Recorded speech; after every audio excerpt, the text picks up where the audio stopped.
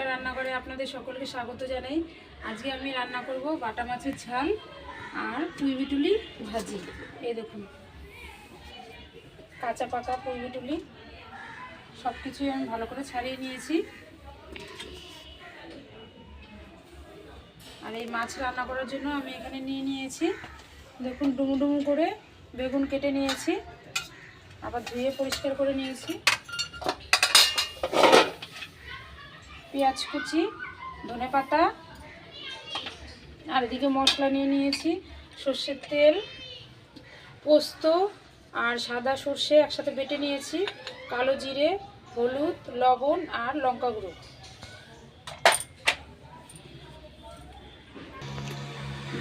কড়াইটা আমার গরম হয়ে গেছে, কড়াইতে দিয়ে দিচ্ছি সর্ষের তেল।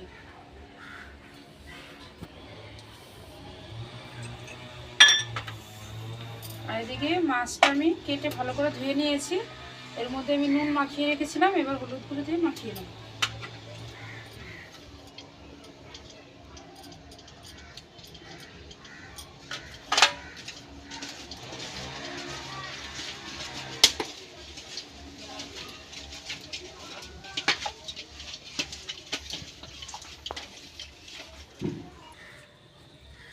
তেলটা আমার ভালোভাবে গরম হয়ে গেছে, এবার আমি মাছগুলো ভেজে নেব।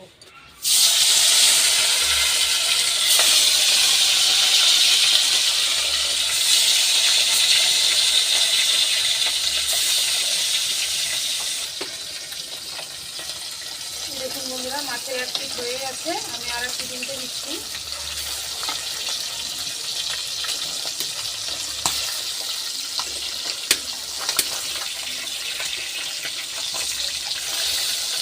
মাছগুলো খুব একটা আমি লাল লাল করে ভাজবো না, একটু হালকা ভাজবো।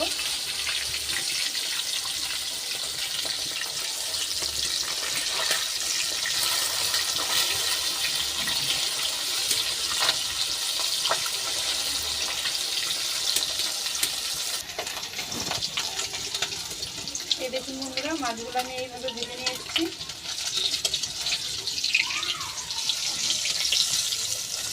এই দেখুন, মাছগুলো আমি এরকম হালকাভাবে ভেজে নিয়েছি, এবার আমি তুলে নিচ্ছি।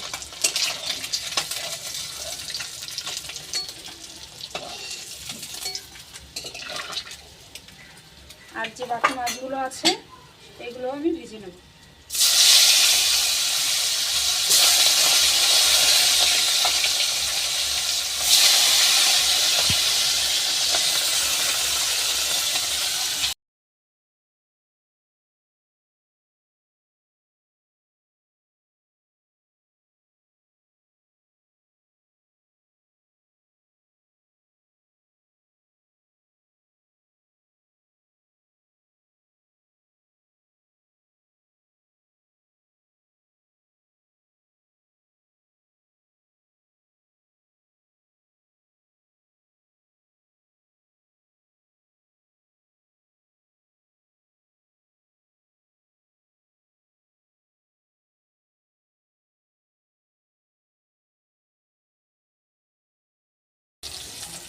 এই বাকি মাছগুলো আমি ভেজে নিয়েছি, এবার আমি তুলে নিচ্ছি।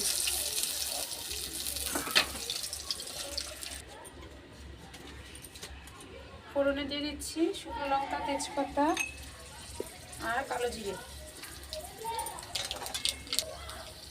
আর দিয়ে দিচ্ছি আমি বেগুনগুলো একটু ভালো করে ভেজে নেব।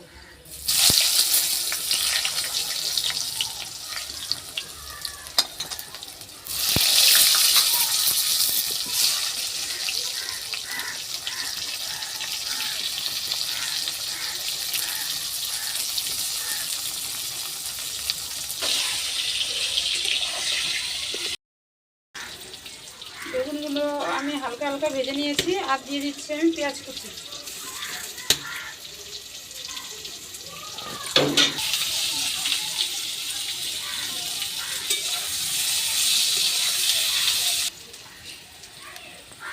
পেঁয়াজগুলো আমি হালকা হালকা ভেজে নিয়েছি, এবার দিয়ে দিচ্ছি পোস্ত, সাদা সর্ষে আর চারমগজ বাটা।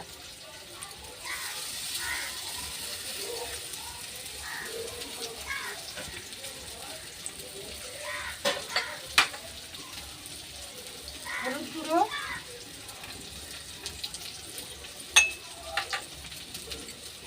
লঙ্কা গুঁড়ো,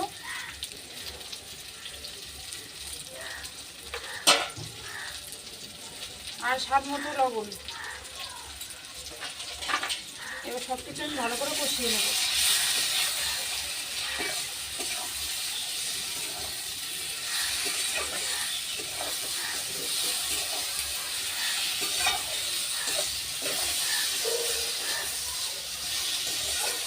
ভালো করে কষিয়ে নিয়েছি। এবার দিয়ে দেবো আমি পরিমাণ মতো জল।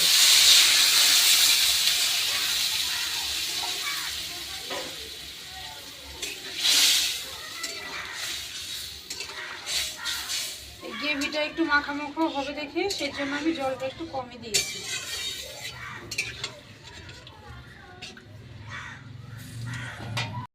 দেখুন বন্ধুরা, ঝোলটা আমার ভালোভাবে ফুটে এসছে। দেখুন টক দিয়ে ফুটছে।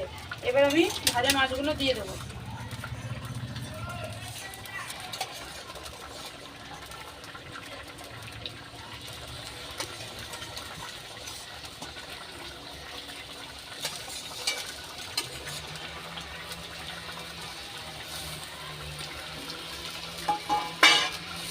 আর একটু ফুটলেই আমি নামিয়ে নেব।